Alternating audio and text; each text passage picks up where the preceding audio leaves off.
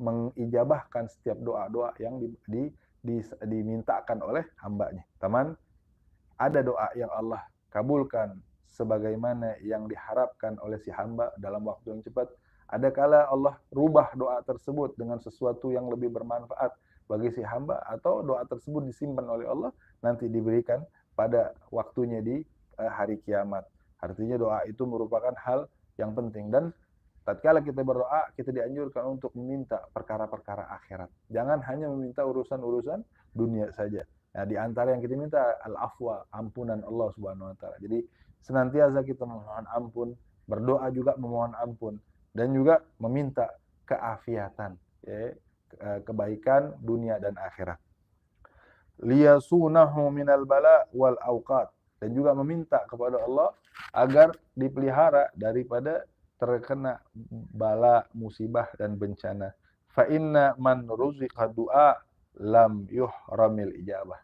Dikatakan siapa orang yang Allah ilhamkan kepadanya untuk dia meminta kepada Allah, maka niscaya dia tidak akan terhalang daripada dikabulkan doanya. Tatkala terlintas di dalam hati kita, kita meminta sama Allah Subhanahu wa taala, maka itu menjadi isyarat, menjadi petunjuk bahwa doa kita akan diijabah oleh Allah Subhanahu wa taala.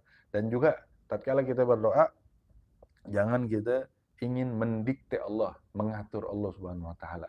Karena ya doa itu menunjukkan bahwa kita hamba yang lemah. Ya, kita menyandarkan kepada zat yang maha sempurna. Maka serahkanlah segala hasil kepada Allah Subhanahu wa taala.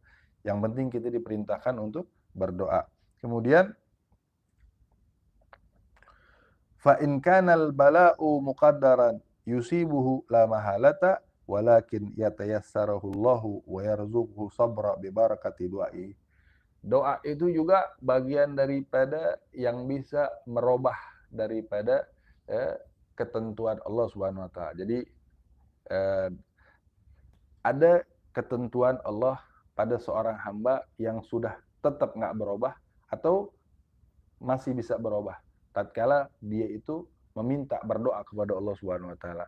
Andai kata Allah telah menetapkan baginya terkena daripada musibah, kemudian dia berdoa, tetap musibah itu kena kepadanya, tapi tidak sebesar jikalau dia tidak berdoa.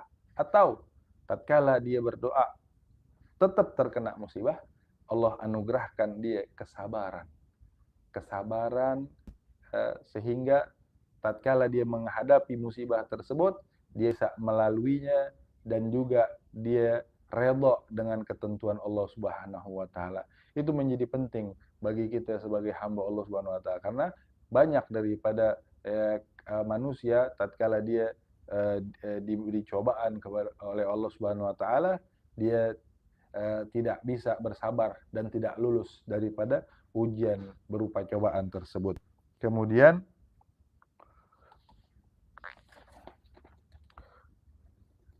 Allahumma illa idza ta'allama min ilmin nujum qadra ma yu'rifu bihi samtal qiblah wa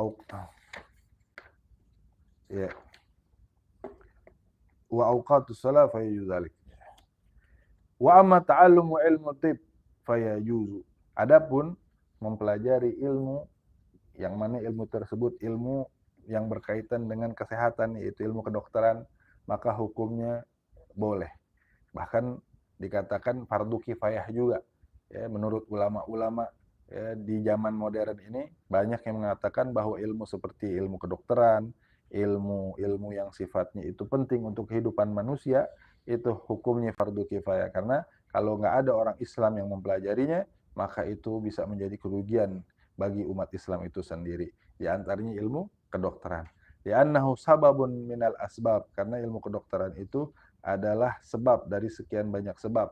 Artinya kita tatkala mendapatkan penyakit, memang Allah lah yang memberikan penyakit tersebut dan yang mengangkatnya, tapi tetap kita harus mencari sebab untuk kesembuhan. Wa yajuzu ta'allumuhu kasairil asbab. Maka ilmu mempelajari tentang kedokteran itu bagian daripada mencari sebab. Waqad tadawan Nabi SAW, bahkan Nabi SAW juga